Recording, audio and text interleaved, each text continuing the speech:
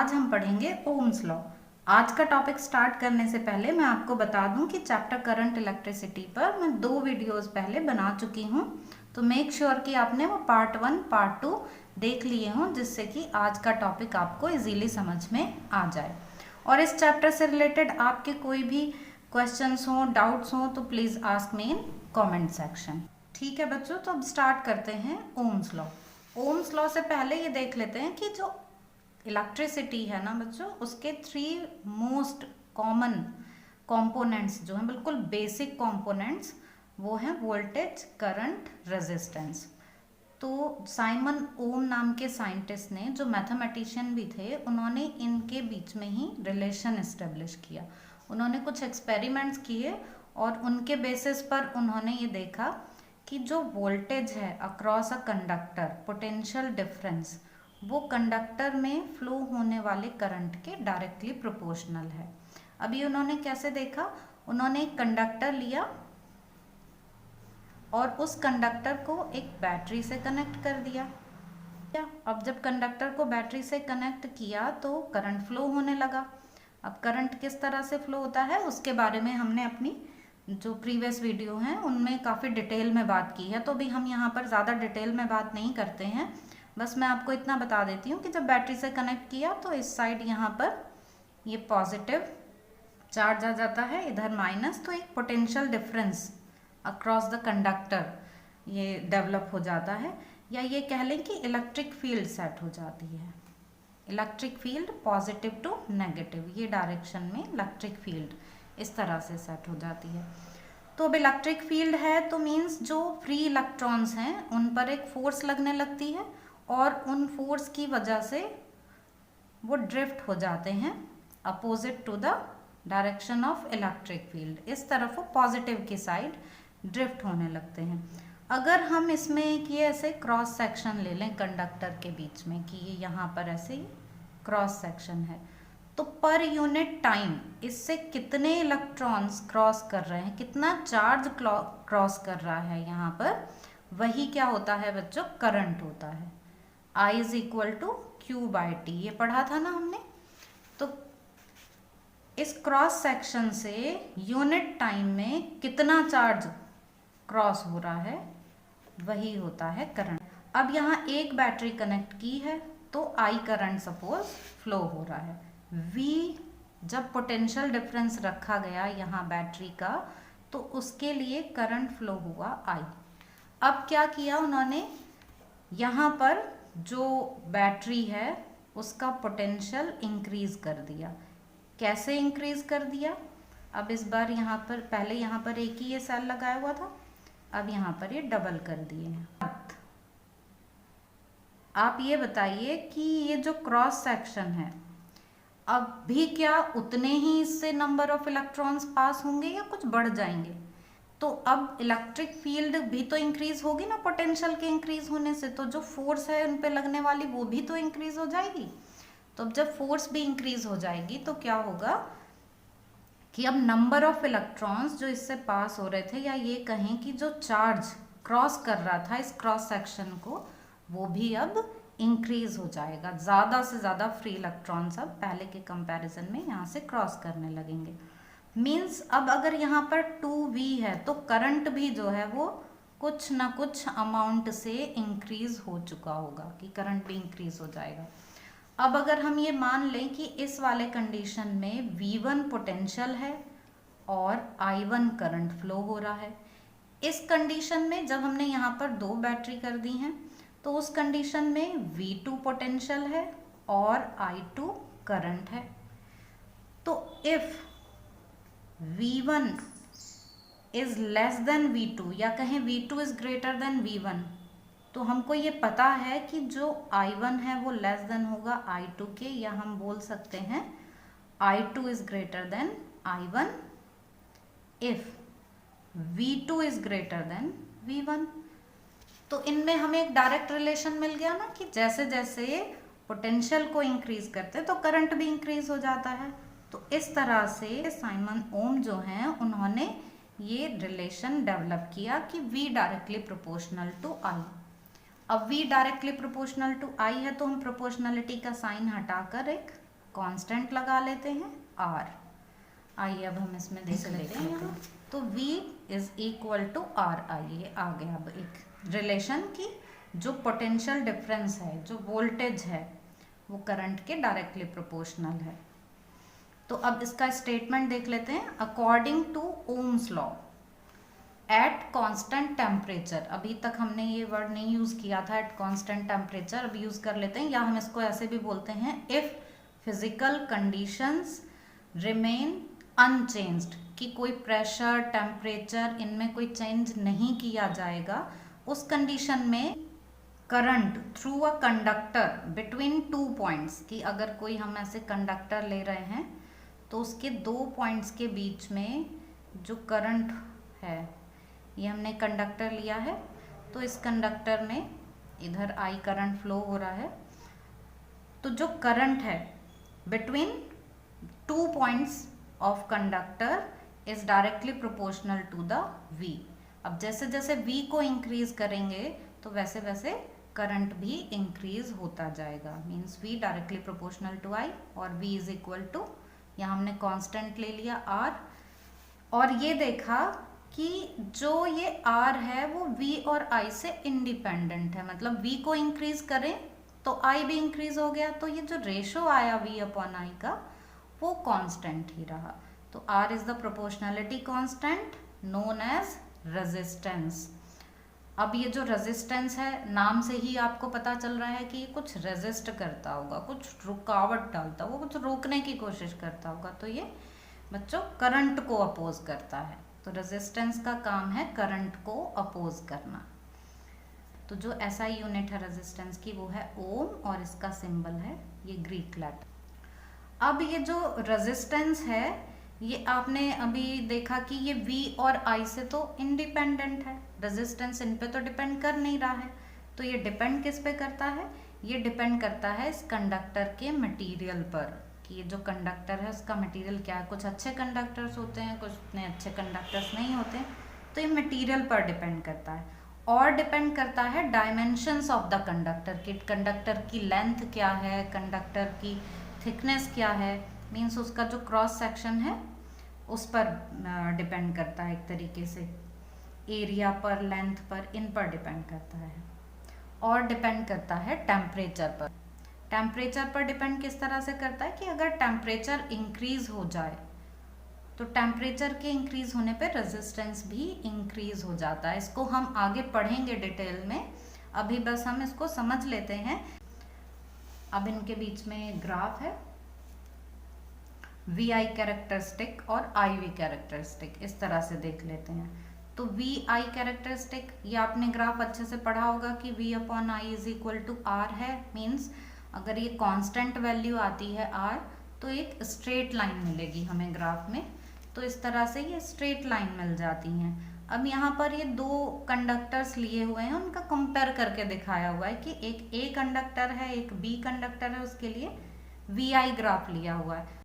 इनमें से रेजिस्टेंस किसका ज़्यादा होगा, जिसके लिए V अपॉन I, ये जो स्लोप है, स्लोप जिसके लिए ज़्यादा होगा उसका रेजिस्टेंस ज़्यादा होगा। जैसे हम स्लोप की बात करें तो ये है ना स्लोप, A के लिए ये है स्लोप, B के लिए ये है स्लोप। अब यहाँ हमें क्लियरली ये दिख रहा है कि जो स्लोप है वो A के लिए ज़्यादा है, तो A जो है A का रेजिस्टेंस ज़्यादा है। तो ये तो था VI कैरेक्टरिस्टिक, VI ग्राफ के लिए। अब अगर ये IV ग्राफ हो जाए तो फिर क्या होगा बच्चों, इसे भी देख लेते हैं। अब यहाँ देख लेते हैं ये IV ग्राफ के लिए। IV ग्राफ में अब जो V अपॉन I जिसके लिए ज़्यादा, उसका रेजिस्टेंस ज़्यादा, तो अब V की वैल्यू ज़्यादा किसके लिए होगी, जो V के ज़्यादा क्लोज है। तो यहाँ से देख लेते हैं, तो A का रेजिस्टेंस ज़्यादा होगा इन कंपैरिजन टू V, क्योंकि इस बार अब I upon V is equal to हो गया 1 अपॉन R। तो अब जिसका स्लोप कम, उसके लिए रेजिस्टेंस की वैल्यू ज़्यादा हो जाएगी, तो A का रेजिस्टेंस ज़्यादा हो जाएगा, क्योंकि अब हम I अपॉन V देख रहे हैं, तो 1 अपॉन R लिया जा रहा है यहाँ से। तो आई होप कि आपको ये तो समझ में आ गया होगा। अब थोड़ा सा हम रेजिस्टेंस के बारे में और बात कर लेते हैं। इलेक्ट्रिकल रेजिस्टेंस, तो ये जो रेजिस्टेंस है ना बच्चों, ये एक अपोजिशन ऑफर करता है, ये तो ये करंट को एक तरीके से अपोज करता है। रेजिस्ट करता है, तो इलेक्ट्रिकल रेजिस्टेंस है। हमने R is equal to V upon I पढ़ ही लिया है। कॉज क्या है रेजिस्टेंस का? तो बच्चों ये जो कंडक्टर्स होते हैं ना उसमें फ्री इलेक्ट्रॉन्स हैं। जैसे कि ये कंडक्टर हमने कोई लिया, इस कंडक्टर में यहाँ फ्री इलेक्ट्रॉन्स हैं, तो अब ये जो फ्री इलेक्ट्रॉन्स हैं इनके रेस्पेक्टिव यहाँ पर आयंस भी तो हैं जिनसे ये इलेक्ट्रॉन सेपरेट हुए हैं, तो इस तरह से ये आयंस भी हैं। तो जिस टाइम पर ये इलेक्ट्रॉन्स ड्रिफ्ट हो रहे होते हैं प्लस साइड की तरफ, कि ऐसे ये ड्रिफ्ट हो रहे हैं, ड्रिफ्ट आपको अगर आपने पिछली वीडियो देखी है तो आपको ड्रिफ्ट अच्छे से समझ में आ गया होगा, वरना मैं आपको थोड़ा सा फिर से बता देती हूँ कि इधर ये प्लस एंड है, इधर माइनस एंड है, ये बैटरी से जिस तरह से कनेक्ट है उसके अकॉर्डिंग मैंने लिख दिया है। तो अब अगर कोई electron without electric field, in absence of electric field, वो इस तरह से जा रहा है अगर, तो जैसे ही इलेक्ट्रिक फील्ड सेट होगी वो थोड़ा सा प्लस डायरेक्शन में इलेक्ट्रॉन ऐसे ड्रिफ्ट हो जाएगा। ये उसके ड्रिफ्ट की डायरेक्शन है, इस तरफ। वैसे तो नॉर्मली उधर जा रहा था पर थोड़ा इस डायरेक्शन में उसको ड्रिफ्ट मिल गया, तो अब उसकी पोजीशन में इतना शिफ्ट आ गया, वो ये इतना शिफ्ट हो गया, तो ये होता है ड्रिफ्ट। तो इस तरफ से जैसे ड्रिफ्ट हो गए इस डायरेक्शन में, तो एक फोर्स की वजह से वो एक्सेलरेट भी होते हैं। अब उन्होंने अपनी स्पीड जो है वो चेंज कर ली और मूव करते करते वो इनसे कोलाइड हो गए, जो आयंस हैं इनसे टकरा गए, तो फिर ज़ीरो वेलोसिटी हो गई उनकी, लेकिन फिर वो अपनी डायरेक्शन चेंज कर लेते हैं और फिर से उनकी स्पीड इंक्रीज हो जाती है। ये फ्री इलेक्ट्रॉन्स उसी तरह से एक्सेलरेट होकर और ज़ीरो वेलोसिटी पे आते हैं, फिर से एक्सेलरेट होते हैं। जैसे कि आपने कभी वो मॉल या अम्यूज़मेंट पार्क में देखा होगा ना कि बहुत सारी कार्स होती हैं, क्रेजी कार्स बोलते हैं आई थिंक, तो वो आपस में टकराते रहती हैं, लेकिन वो टकराई फिर उन्होंने डायरेक्शन चेंज कर ली, फिर किसी दूसरे को हिट कर दिया, फिर डायरेक्शन चेंज कर ली, और इस तरह से कंटिन्यूसली वो मूव करती रहती हैं। तो इसी तरह से ये इलेक्ट्रॉन्स भी ऐसे ही आयंस के साथ स्ट्राइक करते रहते हैं और अपनी डायरेक्शन चेंज करते रहते हैं, पर अगर इलेक्ट्रिक फील्ड सेट है तो उनमें ड्रिफ्ट रहता ही है और उनका मूवमेंट प्लस की तरफ होता रहता है। तो इस तरह से जो ये कोलिजन्स हैं यही रिस्पॉन्सिबल हैं रेजिस्टेंस के लिए, क्योंकि जो फ्लो ऑफ चार्ज है उसको ये रोक रहे हैं और यहाँ ये ऑफर कर रहे हैं एक रेजिस्टेंस। अब जिसमें ये रेजिस्टेंस कम होगा वो अच्छा कंडक्टर होगा कि उसमें ज़्यादा स्मूथली फ्लो कर पाएंगे। तो आई होप कि आपको ये समझ में आ गया होगा कि रीज़न क्या है रेजिस्टेंस का। अब देख लेते हैं कि रेजिस्टेंस लेंथ पर डिपेंड करता है, एरिया पर डिपेंड करता है। यहाँ तो हमने ये मेंशन कर दिया कि लेंथ पर डायरेक्टली प्रोपोर्शनल है और एरिया के इन्वर्सली प्रोपोर्शनल है, पर इसको हम एक्सप्लेन कर लेते हैं, इसको हम और अच्छे से समझ लेते हैं जैसा कि बुक में एक्सप्लेन किया हुआ है। यहाँ पर ये मेटल के कुछ कंडक्टर्स लेकर उनकी हेल्प से इसको एक्सप्लेन किया गया, तो हम यही वाला एग्जाम्पल जो है इसको ही और अच्छे से समझ लेते हैं। तो जो इसमें केस फर्स्ट है ना बच्चों, तो फर्स्ट केस के लिए एक कंडक्टर लिया गया है कि ये है एक कंडक्टर और इसको इस तरह से एक बैटरी से कनेक्ट कर दिया गया है जो V वोल्ट की है। तो अब इसमें I करंट फ्लो होता है और इसका रेजिस्टेंस R है। जो हमने मेटल का ये कंडक्टर लिया हुआ है उसकी लेंथ L है और उसका क्रॉस सेक्शन एरिया A है। इस तरह से हम ऐसे देख सकते हैं कि ये सपोज हमारे पास ये एक कंडक्टर है जिसको हमने फिर ऐसे बैटरी से कनेक्ट कर दिया गया है। ये यहाँ ये बैटरी से कनेक्ट हो गया। ये तो केस फर्स्ट हो गया। इस कंडीशन के लिए हमारे पास R की वैल्यू हो गई V/I, जो भी हमने ओम्स लॉ से पढ़ा था। अब सेकंड केस में क्या किया गया कि सेकंड केस में इस तरह के आइडेंटिकल जो हमारे पास कंडक्टर हैं दो, उनको ज्वाइन कर दिया गया, ऐसे ज्वाइन कर दिया गया इनको। तो अब इस कंडीशन में क्या हो जाता है, इस कंडीशन में हमारे पास ये एक कंडक्टर है, इधर ये एक दूसरा कंडक्टर है, लेंथ अब हो गई है 2L और जो कनेक्शन किए गए हैं तो अब यहाँ पर 2 वोल्ट की बैटरी लगा दी गई है, V इसके लिए और V इसके लिए, तो ये 2 वोल्ट की बैटरी ले ली गई है। तो अब जो रेजिस्टेंस आया R' वो हो गया 2V/I, क्योंकि करंट तो सेम रहेगा ना, दोनों के थ्रू सेम करंट, यहाँ पर I करंट है, इधर भी ये I करंट आ जाएगा, तो यहाँ से I करंट पास होगा, तो रेजिस्टेंस 2V/I मीन्स 2R हो गया है। जो अब रेजिस्टेंस आया है वो पहले का 2 टाइम्स आ गया है, तो 2 टाइम्स इंक्रीज हो गया है रेजिस्टेंस, रेजिस्टेंस इंक्रीजेज 2 टाइम्स। अब इसका थर्ड केस देख लेते हैं। थर्ड केस के लिए क्या किया अब कि इसको लेंथ को, तो ये जो फर्स्ट केस में है जो कंडक्टर, उसको इस तरह से यहाँ से कट कर लिया गया, 2 पार्ट्स में डिवाइड कर लिया गया। लेंथ में कोई चेंज नहीं आया, सिर्फ क्रॉस सेक्शन एरिया A/2 और A/2 हो गया। अब इनको फिर बैटरी से कनेक्ट कर दिया गया इसी तरीके से। तो जब इनको बैटरी से कनेक्ट किया गया तो V वोल्ट की ही बैटरी से कनेक्ट किया गया, क्योंकि एक ही है ना ये, तो V/2 ऐसे करके यहाँ पर 20 वोल्ट की बैटरी से ही कनेक्ट कर दिया गया। तो एरिया यहाँ पर हाफ हो गया। बच्चों यहाँ से करंट जाएगा, ये दोनों आइडेंटिकल हैं, तो यहाँ पर I/2 डिवाइड हो गया और इसके लिए भी I/2 डिवाइड हो गया, तो करंट हो गया I/2।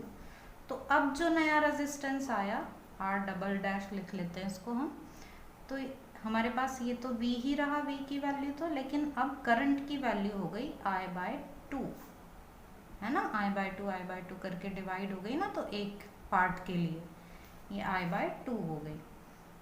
तो हमारे पास फिर से क्या आ गया 2V/I, और इसको हम फिर लिख सकते हैं 2R। अब यहाँ पर फिर से 2 टाइम्स हो गया रेजिस्टेंस, तो रेजिस्टेंस इंक्रीजेज 2 टाइम्स, तो ये 2 टाइम्स इंक्रीज हो गया रेजिस्टेंस। अगर एरिया हाफ कर दिया तो भी रेजिस्टेंस इंक्रीज हो गया, अगर लेंथ को डबल कर दिया तो भी रेजिस्टेंस इंक्रीज हो गया। और कितना इंक्रीज हुआ है, लेंथ डबल करते हैं तो भी 2 टाइम्स हो जाता है, एरिया हाफ करते हैं तो भी 2 टाइम्स हो जाता है। तो अब ये बिल्कुल क्लियर हो गया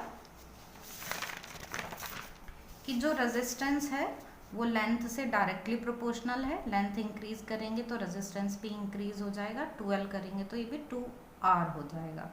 एरिया से इन्वर्सली प्रोपोर्शनल है, अगर एरिया को डिक्रीज करेंगे तो रेजिस्टेंस इंक्रीज हो जाएगा, एरिया हाफ करेंगे तो रेजिस्टेंस 2 टाइम्स हो जाएगा। इन दोनों को कंबाइन कर दिया, कंबाइन करके R = ρL/A। ये कैसे आया, प्रोपोर्शनलिटी का साइन हटाकर हमने यहाँ पर एक कांस्टेंट अप्लाई कर दिया है।